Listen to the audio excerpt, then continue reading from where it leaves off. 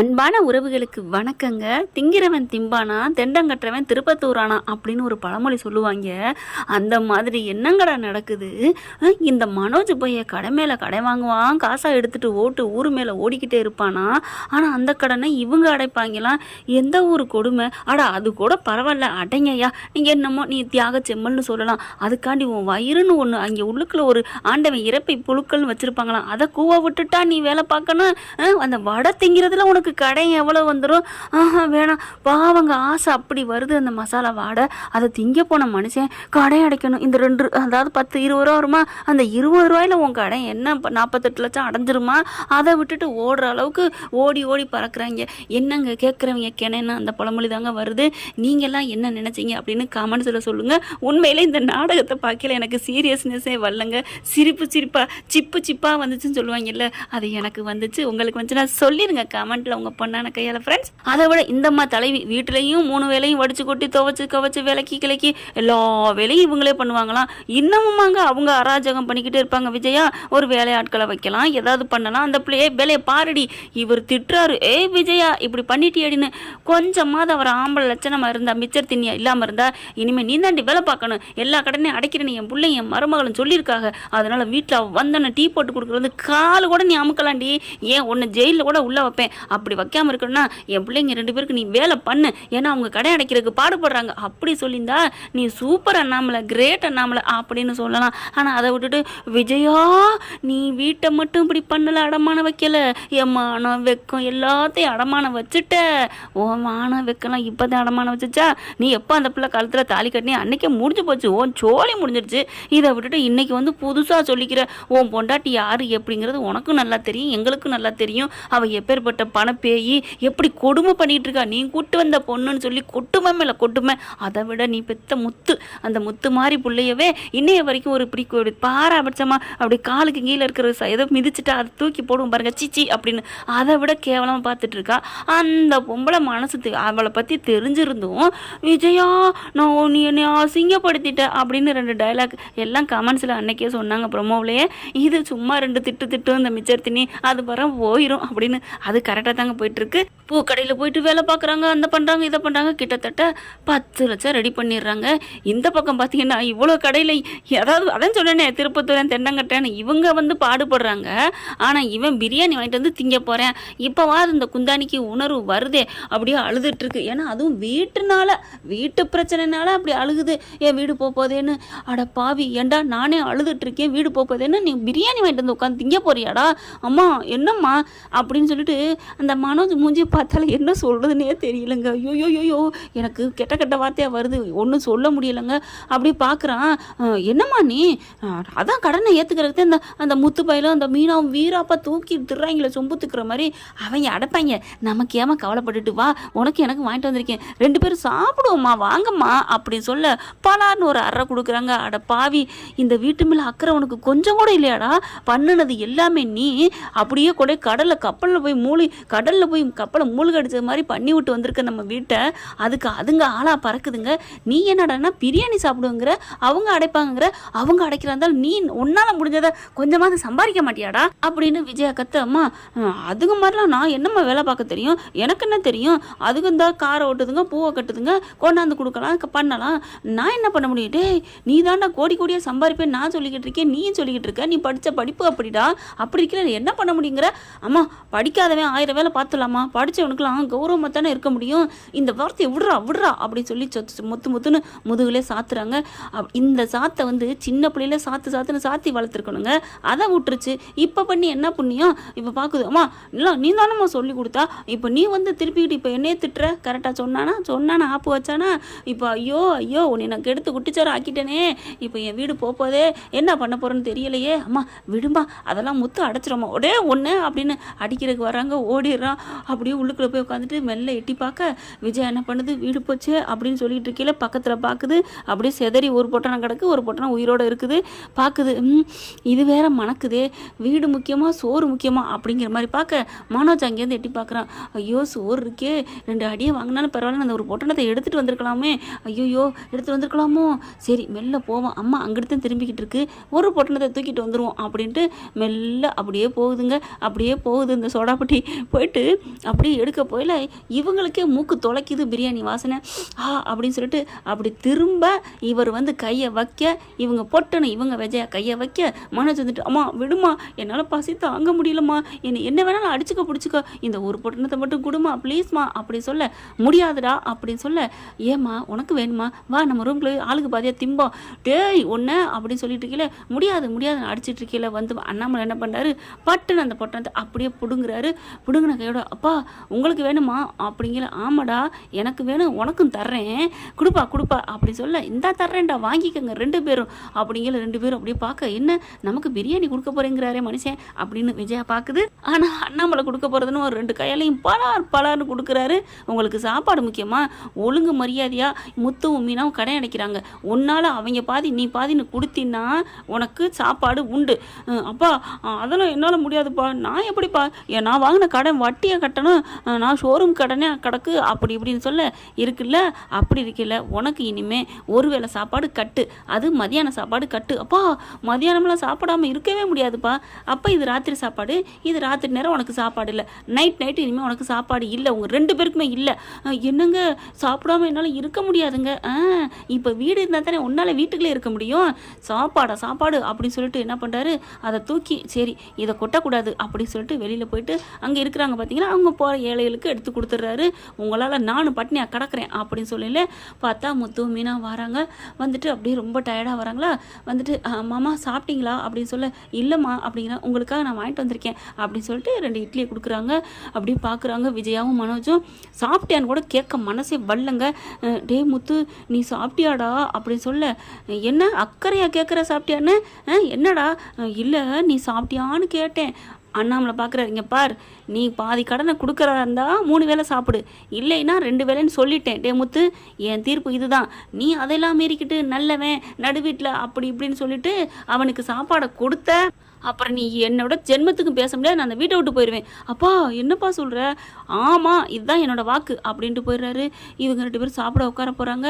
விஜயாவும் மனோஜும் இப்படி பார்க்குதுங்க சாப்பாட்டை மேலேயும் கீழேயும். அப்படி அம்மா என்னம்மா அவன் நம்மளை விட்டு சாப்பிட்றேன், அவன் கடை அடைக்கிறேன்னு சொல்லிக்காண்டா, அதனால் அவன் சாப்பிடுவேன், நீ இந்த கடனை வச்சிருக்கிய, அதனால் ஒன்றும் பண்ண முடியாது அப்படிங்கல. இவங்க முத்து என்ன பண்ணுறாரு, பொட்டாண்டத்தை எடுத்து சாம்பாரை ஊற்ற அப்படியே பக்கத்தில் வராங்க. வந்துட்டு டே முத்து அப்படின்னு சொல்ல, என்னடா பசிக்குதுடா 2 இட்லி தர்றியா அப்படி சொல்ல, நான் கொடுக்கலாம் ஆனால் அப்படின்னு, சரி இரு நான் கொடுக்குறது தெரிய வேணாம் அப்படின்னு வேகமாக முத்து என்ன பண்ணுறாங்க, அப்பா பேச்சை மீறி எடுக்க கையை கபக்குன்னு பிடிக்கிறாரு. மனோஜ் வாங்க போகிற சமயம் பார்த்து நம்ம மீனா பிடிச்சிருது. மீனா என்ன மீனா அப்படின்னு சொல்ல, என்ன மாமா சொல்லிட்டு போன மறந்துட்டீங்களா, என்ன நீங்கள் இப்போ இதை கொடுத்தீங்கன்னா காலையில் மாமா வீட்டில் இருக்க மாட்டாங்க, அது உங்களுக்கு தெரியல, ஐயோ ஆமாம்ல அப்படின்னு பிடுங்க, ஏய் அப்படின்னு விஜயா சொல்ல போக முத்து பார்க்குறாங்க, இங்கே பாருங்கள் இந்த ஏபிசிடிங்கிற வேலை இனிமே பேசப்படாது, வாயை மூடிட்டுருங்க அப்படிங்கிற. விஜயா மூடிக்கிறது. என்னடா மனோஜ் நானும் மறந்துட்டா, அப்பா வீட்டை விட்டு போயிடுவாங்கடா, நான் என்னடா பண்ண முடியும், இல்லைடா அதுக்கு தெரியாதுடா, யாரும் சொன்னா தானே அப்படின்னு சொல்ல, தெரியாது அப்பாவுக்கு தெரியாது, நீ இப்போ வீட்டுக்குள்ளே தூங்குவ, அவர் கரெக்டாக இன்னும் 1 மணி நேரம் கழிச்சு உன் வாய் உன் கை எல்லாத்தையும் மோப்பம் பிடிச்சி பாப்பாருடா, ஏன்னா என் மனசு அப்படின்னு அவருக்கு தெரியும் நான் கொடுத்துருவேன்னு, அதனால என்னால் முடியாதுடா, எங்கள் அப்பாவை இழந்துட்டு ஒன்று மாதிரிலாம் இருக்க முடியாதுடா அப்படின்னு சொல்லிட்டு இவங்க எடுத்து சாப்பிட போகிறாங்க. அப்படியே இவனுக்கு ஏக்கமாக இருக்குது, மனோஜை பார்க்க பாவமாக இருக்குது. முத்தை பார்க்குறாங்க, என்ன பண்ணுறது மீனா, வேணும்னா அவங்களால நம்மளும் சாப்பிடாம இருப்போம் அப்படின்னு ஃப்ரிட்ஜுக்குள்ள தூக்கி போட்டு போய் படுக்கிறாங்க. மனோஜ் பார்க்குறான், ஐயோ இதுக்கு தான் சாப்பிடல, நம்மளாவது போய் சாப்பிடுவோம் அப்படின்னு வேகமாக எல்லோரும் தூங்கினதுக்கப்புறம் ஃப்ரிட்ஜுக்குள்ளே போயிட்டு அந்த இட்லியை எடுக்க அப்படியே வந்து அண்ணாமலை பிடிக்கிறாரு. பிடிச்சிட்டு, ஏன்டா உனக்குலாம் கொஞ்சம் கூட வேமாசம் இல்லையாடா, ஒன்னால் அவங்க பட்டினியாக கிடக்குறாங்க, ஆனால் அவங்க கிடந்தாலும் பரவாயில்ல நீ எடுத்து திங்க போகிற பார்த்தியா அப்படி சொல்ல, அப்பா என்னால் பசி தாங்க முடியலப்பா, இருக்கணும் இந்த பசியோட அருமை தெரிஞ்சா தான் உழைக்கணும் கடனை அடைக்கணும், இனியாவது ஊதாரி இருக்கக்கூடாதுன்னு உனக்கு புத்தி வரும் அப்படின்னு சொல்லிடுறாங்க. கடைசியாக பார்த்தா யாருமே சாப்பிடல, ஃப்ரிட்ஜுக்குள்ள கிடக்கு, காலையில் எடுத்து சாப்பிட்டுக்கலாம் சூடு பண்ணி, ஒன்றும் சாப்பாட்டை வீணாக்க வேணாம் அப்படின்னு சொல்லிட்டு போயிடுறாங்க. முத்துவும் மீனாவும் அதை பார்த்துட்டே இருக்காங்க. நல்ல வேலைங்க சாப்பாடு கொடுத்துருந்தா என்ன ஆயிருக்கும், ஆமாம் மீனா நல்ல வேலை அப்பா இப்படி இருக்காரு, அப்புறம் என்னங்க பண்ணுறது, அவர் ரொம்ப நொந்துட்டாருங்க உங்கள் அண்ணனாலையும் உங்கள் அம்மானாலையும், தெரியுது மீனா என்ன பண்ணுறது, அவன் வயிறு பட்டினியாக கிடக்கு, அம்மா வயிறு பட்டினியாக கிடக்கு, எனக்கு பாவமாக இருக்கு மீனா அப்படின்னு சொல்ல, விடுங்க நம்மளும் தானே பட்னியாக கிடக்குறோம் அப்படின்னு சொல்லிட்டு படுத்துக்கிறாங்க. இல்லை மீனா, நான் எத்தனையோ நாள் பட்னியாக இருந்திருக்கேன், ஆனால் மனோஜ் பையில அம்மா பட்னியாக போட்டதில்லை தெரியுமா? ஏங்க நீங்கள் இப்படிலாம் இருக்கீங்க? உங்கள் தான் பாருங்க, சும்மா அதே நினச்சிட்டு இருக்கீங்க. என்ன மீனா, நம்மளே அவங்க தான் இப்போ பார்க்குறதுக்கு ஓடிக்கிட்டு இருக்கோம், என்ன புரியாமல் பேசுறியா? அது அப்புறங்க, அதை பார்த்துக்கலாம், பேசாமல் படுங்க அப்படின்னு படுத்துடுறாங்க. மறுநாள் பார்த்தீங்கன்னா அவங்க கொஞ்சம் கொஞ்சமாக நகையெல்லாம் வித்துடுறாங்க. காசுக்கு அவங்க அங்கே அந்த நகையை வந்து அடகு வைக்கிறாங்க. அது ஒரு 3 லட்சம் 8 லட்சம், இவர் சவாரி இந்த பிள்ளை பூ கட்டினது எல்லாம் சேர்த்து ஒரு 10 லட்சம் ரெடி பண்ணிடுறாங்க. ஃபைனான்ஸ் சேட்டை வேகமாக போயிட்டு இந்த 10 லட்சம் அப்படின்னு கொடுக்க, பரவாயில்லையே இவ்வளோ நாளைக்குள்ள 10 லட்சம் ரெடி பண்ணிட்டாங்களே அப்படின்னு பார்க்க, கையெழுத்து போட்டு கொடுங்க. எதுக்கு அப்படின்னு ஃபைனான்சியர் கேட்குறாரு. அப்புறம் நீங்கள் வாங்கினதே கொடுக்கவே இல்லை அப்படின்னு சொல்லிட்டா, அப்போலாம் நாங்கள் இந்த பேச்சுக்கு இடம் இல்லை அப்படின்னு சொல்லிட்டு 10 லட்சம் பெற்றுக்கொண்டோன்னு சொல்லிட்டு இந்த தேதியை போட்டு கையெழுத்து போட்டு கொடுப்பா அப்படிங்கிறாங்க. அதே மாதிரி அவரும் எழுதிடுறாங்க. அதை அப்படியே வீடியோவும் எடுத்துக்கிறாரு நம்ம முத்து. அப்படியே பார்க்குறாங்க, எப்படி சிந்தாமணி மேடம் வந்தால் திட்டுவாங்களோ, அவன் கடனை கொடுத்துட்டு போனால் நான் என்ன பண்ண முடியும் அப்படின்ட்டு அவன் ஃபைனான்சியர் இருக்கேன். முத்துவும் மீனாவும் சந்தோஷம் போகிறாங்க. இங்கே உள்ளுக்குள்ளே வராங்க சிந்தாமணி. அதான் நம்ம பார்த்துருப்போமே நாளைங்கிறதுல, நீங்கள் கடை அடைக்க போகிறீங்களா, பார்க்கலாம் எப்படி கடை அடைச்சி எப்படி முன்னுக்கு வரீங்கன்னு பார்த்துருவோம் அப்படின்னு சொல்லிட்டு செம்ம காண்டில் இருக்காங்க. உள்ளுக்க போகிறாங்க. போயிட்டு என்ன நடக்குது மேடம், என்ன மேடம் அவன் 10 லட்சத்தை உடனே கொண்டாந்து கொடுத்துட்டான், ஒரு வாரத்துக்குள்ள 10 லட்சம்னா இன்னும் 2 மாதம் டைம் இருக்கே, 2.5 மாதத்துக்கு மேலே அவன் அடைச்சிருவானோ அப்படிங்கல. அதை எப்படி நான் அடைக்க விடுவேன், அவனை அடைக்க விட்டுருவேனா என்ன, அதுங்களுக்கு குடைச்சல் கொடுப்பேன். இப்போ ஏதோ பண்ணிருச்சு பொழுது, எப்படி அடைச்சாங்கன்னு தெரியல, கேட்டுக்குருவோம் மாஸ்டர். ஆனால் முன்ன மாதிரி பேச மாட்டாங்க, இருந்தாலும் ஐஸ் வைப்போம், ஒரு 10,000 செலவுக்குன்னு கொடுப்போம், சும்மா வச்சுக்கோங்கன்னு சொல்லி அப்புறமா எல்லா உண்மையும் வாங்கிடுறேன் அப்படின்ட்டு அங்கேருந்து கிளம்புது. பார்த்தா விஜயாவுக்கு கால் பண்ணுது. மாஸ்டர் உங்ககிட்ட பேசணும். நீ பேசாத, இந்த மாதிரி எல்லாரும் முன்னாடி மாட்டி விட்டுல மாஸ்டர், நான் என்ன பண்ணுவேன், எல்லாம் உங்கள் வீட்டு மருமக என் மேலே கம்ப்ளைண்ட் கொடுத்ததுனால தான், எல்லாம் உன் மயனால தான், அவனால தான் அப்படின்னு இன்னமும் சொல்ல, அவன் இந்த மாதிரி கம்ப்ளைண்ட் கொடுத்து உள்ளர போனதுனால தான் ஃபைனான்சியர் என்னட்டு போட்டு டார்ச்சர் பண்ணிட்டான், இல்லைன்னா நான் என்ன பண்ணுவேன் மாஸ்டர் அப்படிங்கிறாங்க. இப்போ பாரு 10 பைசா செலவுக்கெல்லாம் நான் உட்காந்துருக்கேன் அப்படின்னு சொல்ல, எங்கே மாஸ்டர் இருக்கீங்க, நான் இங்கே கோயிலில் வந்து கிடக்கிறேன் உண்டச்சோறு வாங்கி தின்னுக்கிட்டு. நீ பண்ண பாவத்துக்கு நீ உண்டச்சோறு தான் வாங்கி திங்கன்னு, அதாவது மீனாவை விரட்டி விட்டாங்க இல்லையா, அதை வச்சு சொல்கிறாங்க. அப்போ பார்த்தா அங்கே நேராக போயிடுது. இந்த 10,000 வச்சுக்கோங்க மாஸ்டர், எதுக்கு இதுக்கப்புறம் இதுக்கு வந்து ஏதாவது சொல்லவா அப்படின்னு விஜயா கேட்க, மாஸ்டர் எனக்கெல்லாம் இது வேணவே வேணாம் மாஸ்டர், உங்ககிட்ட எவ்வளோ நாள் நல்லபடியாக பழகிருக்கோம், உங்கள் நல்ல மனசுக்காண்டி இதை ஃப்ரீயாக வச்சுக்கோங்க, எனக்கு நீங்கள் தரவே வேணாம், கையெழுத்து போட வேணாம், நீங்களே வச்சுக்கோங்க மாஸ்டர் அப்படின்னு சொல்ல, அப்படியே பார்க்குது. நிஜமாவா? ஆமாம் மாஸ்டர் வச்சுக்கோங்க அப்படின்னு சொல்லிட்டு அப்படியே ஃபோட்டோ எடுக்குதுங்க, பணத்தை கொடுக்குறத இதுவும் பக்கி வாங்கிக்குது. இந்த விஜயாவும் மனோஜ் உண்மையில் சும்மா வாய் தான் பேசுதுங்க, வெட்டு மண்ணு முட்டின்னு சொல்லுவாங்க இல்லையா, அந்த மாதிரி தாங்க. அதுக்கப்புறம் ரொம்ப தேங்க்ஸ் சிந்தாமணி, உன்னை கண்டு நீ இப்படிலாம் கொடுக்குற. சரி மாஸ்டர், இப்போ 10 லட்சம் கொடுத்துருக்காங்களே அது எப்படி அப்படின்னு சொல்ல, என்னது 10 லட்சம் கொடுத்துட்டாங்களா, என்ன சொல்கிற? ஆமாம் 10 லட்சம் கொடுத்தாச்சுன்னு அந்த ஃபைனான்சியர் என்கிட்ட சொன்னார். அப்போ பரவாயில்ல மாஸ்டர் உங்கள் வீட்டில் அப்படி சொல்ல, 10 லட்சம் கொடுத்தாங்களா எப்படி அப்படின்னு சொல்ல, தெரியலையே மாஸ்டர் எப்படி கொடுத்தாங்கன்னு சொல்லுங்கள். சரி நான் பார்த்துக்கிறேன் அப்படின்னு சொல்லிட்டு கிளம்பி போகுது. இப்போ இந்த பொம்பளைக்கே தெரியாமல் தான் இருக்கா, சரி போய் கேட்டுட்டு சொல்லட்டும், எப்படிங்கிற தெரிஞ்சுட்டு அந்த வழியை அடைக்கணும், வர விடக்கூடாது இவளுக்கு அப்படின்ட்டு போகுது. அவங்க கொடுத்ததே நகையை விற்று வீட்டுக்கு விஜயா வருது. அண்ணாமலை எல்லோரும் இருக்காங்க.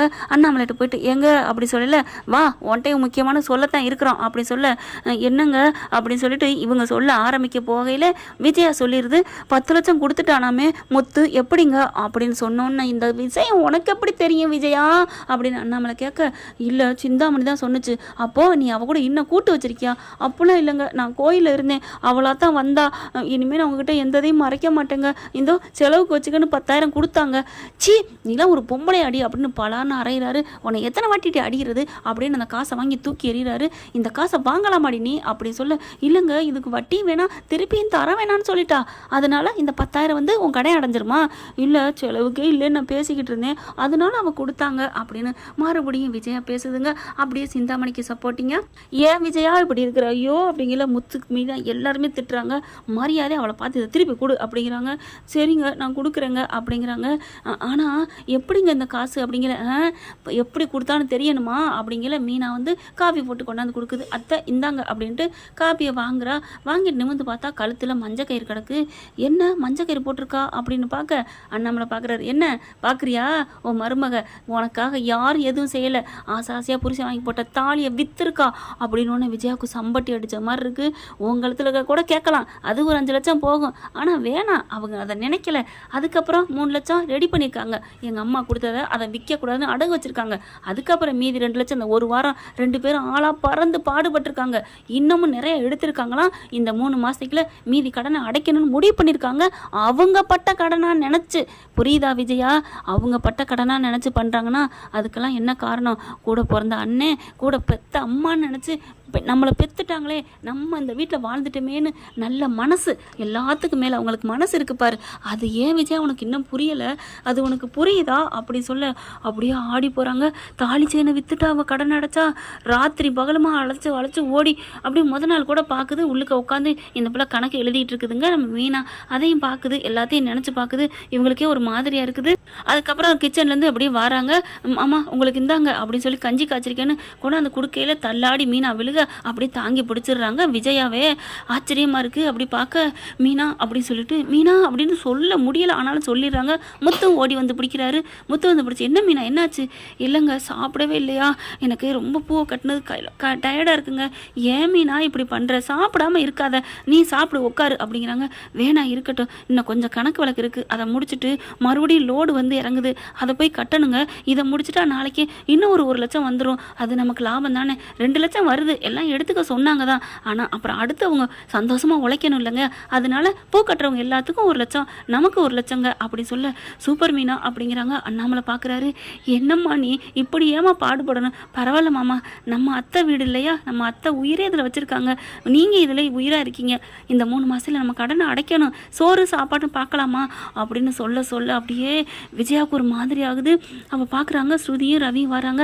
வேணா எங்கள் அப்பா அம்மாட்ட கேட்டு வாங்கி தரட்டுமா அப்படின்னு ஸ்ருதி கேட்க, விஜயாக்கோடைய சந்தோஷம். ஆமாம் ஸ்ருதி கண்ணு அப்படின்னு சொல்ல, அண்ணாமலை பார்க்குறாரா. அப்படியே முறைச்ச கையோட விஜயா அப்படின்னு தலையை தொங்க போடுது. என்ன நினச்சிட்டு இருக்க? அவங்க வீட்டில் வாங்கி நம்ம கடன் அடைச்சிட்டு நிம்மதி இல்லாமல் இருக்கணுமா? என்ன நினச்சிட்டு இருக்க? எலி பொறுக்கி தப்பி முதல்ல பொறிக்கில் போய் விழுகுன்னு நினைக்கிறியா அப்படி சொல்ல, ஸ்ருதி பார்க்குது. அங்கிள் அப்படிலாம் இல்லை அங்கிள். இல்லைம்மா தப்பாக நினைக்காத, உங்கள் வீட்டை தப்பு சொல்கிறேன்னு நான் நினைக்காத, அது வேணாமா, அது அதை விட தன்மானத்துக்கு இழுக்கு, உனக்கு தெரியலை? இல்லை அங்கிள், நான் கேட்டேதான், மற்றபடி நான் கட்டாயம்லாம் படுத்தலை அங்கிள். ஆனால் அங்கிள், என்னோட ஹோட்டல்லேருந்து வருமானம் வர்றதை நான் இந்த 3 மாதத்துக்கு தரட்டுமா? அது எப்படி ஒரு 10-15 லட்சம் வரும், அதை நான் என்னோட ஷேராக கொடுக்குறேனே அப்படி சொல்ல, அப்படியே ஸ்ருதியை கட்டிக்கிறாங்க. நம்ம யாருன்னு நினைக்கிறீங்க? மீனாங்க. மீனாவும் ஸ்ருதி அவ்வளோ அழகாக சந்தோஷமாக ஓடி வந்து முத்து என்ன பண்ணாங்க, ஸ்ருதி கை கொடுக்குறாங்க. ரவி வந்து அப்படியே கட்டிக்கிறாரு. ஸ்ருதி அப்படின்னு சொல்லிட்டு, ஆமாங்க இது நம்ம வீட்டு பணம், நம்ம வீட்டு பணத்தை உங்கள் அண்ணன் உங்கள் அப்பா எல்லாம் வாங்கிக்குவாங்க, அதனால தான் நான் இதை சொல்கிறேன். எங்கள் அப்பா மட்டும் வேணான்னு சொல்லுவீங்க, என்ன அங்கிள் ஓகேவா? இல்லை மீனா மட்டும்தான் உங்களுக்கு மருமக? நான் ஐயோ என்னம்மா நீ பேசுகிற, நீனும் நல்ல மருமகம்மா, உன்னை கட்டிக்க என் புள்ள ரவி கொடுத்து வச்சிருக்கணும் அப்படின்னு சொல்ல, அப்படியே விஜயா நிற்கிது. மனோஜ் ஒன்றும் சொல்ல முடியாமல் கூனி குறி உட்காந்துருக்கேன். அப்படி பார்க்குறாங்களா, ஏன்டா இப்படி அப்படின்னு சொல்ல, விடுப்பா அவனை திட்டாதப்பா, அவன் சும்மா கைப்பில்லப்பா, அவன் மேலே எனக்கு இன்னும் கோவம் வரமாட்டேங்குதுப்பா, சின்ன பிள்ளை தப்பு செஞ்சால் அடிப்போம்ல, அந்த மாதிரி மட்டும்தான் பண்ண தோணுது, மற்றபடி அவன் மேலே எனக்கு வெறுப்பு கோவம் வரலப்பா அப்படின்னு முத்து சொன்னோன்னா மனோஜ் வந்து கட்டி பிடிச்சிக்கிறாங்க. விஜயா வந்து என்னை மன்னிச்சிருடா, நீங்கள் எவ்வளோ பாடுபடுறீங்க அப்படின்னு கட்டி பிடிக்கிறாங்க. கஷ்டத்தில் தான் ஒருத்தர் சொந்த பந்தங்களோட அருமை தெரியும்னு சொல்லுவாங்க அப்படின்னு சொல்லிட்டு, மீனா என்னை மன்னிச்சிருமா அப்படின்னு அப்படியே எல்லாரையும் கட்டி பிடிச்சிக்கிறாங்க. என்ன ஃப்ரெண்ட், இப்படி மனசார திருந்தி ஒன்று சேர்ந்தா நல்லா இருக்கும்னு நினைக்கிறீங்களா? இல்லை விஜயாவுக்கு மனசுக்கு தண்டனை கிடைக்கணும்னு நினைக்கிறீங்களா? பார்க்கலாம். ஆனால் இங்கே ரோகிணி இருக்கிற வரைக்கும், சிந்தாமணி இருக்கிற வரைக்கும் இவங்க கடனை அடைக்க விடுவாங்க? பார்க்கலாம். பல ட்விஸ்ட்டுகள் வரத்தான் போகுது. என்ன நடக்க போகுது? இந்த பதிவு உங்களுக்கு பிடிச்சிருந்துச்சுன்னா உங்கள் பொண்ணான கையால் லைக்கை போட்டு சப்ஸ்கிரைப் பண்ணிடுங்க, ஆதரவு கொடுங்க ஃப்ரெண்ட்ஸ். தேங்க்யூ. இந்த வீடியோ உங்களுக்கு பிடிச்சிருந்தா தயவு செய்து லைக் பண்ணுங்க. இன்னும் அப்டேட்ஸ்க்காக சேனலை சப்ஸ்கிரைப் பண்ண மறக்காதீங்க. நம்ம கிட்ட இருக்க எல்லா சேனல்ஸோட லேட்டஸ்ட் வீடியோ அப்டேட்ஸ்க்காக மேல ரைட் சைடுல காட்டுற லிங்கை கிளிக் பண்ணி வாட்ஸ்அப் குரூப்ல ஜாயின் பண்ணுங்க. உங்களிடம் விடைபெறுவது நான் உங்கள் மெஹர்.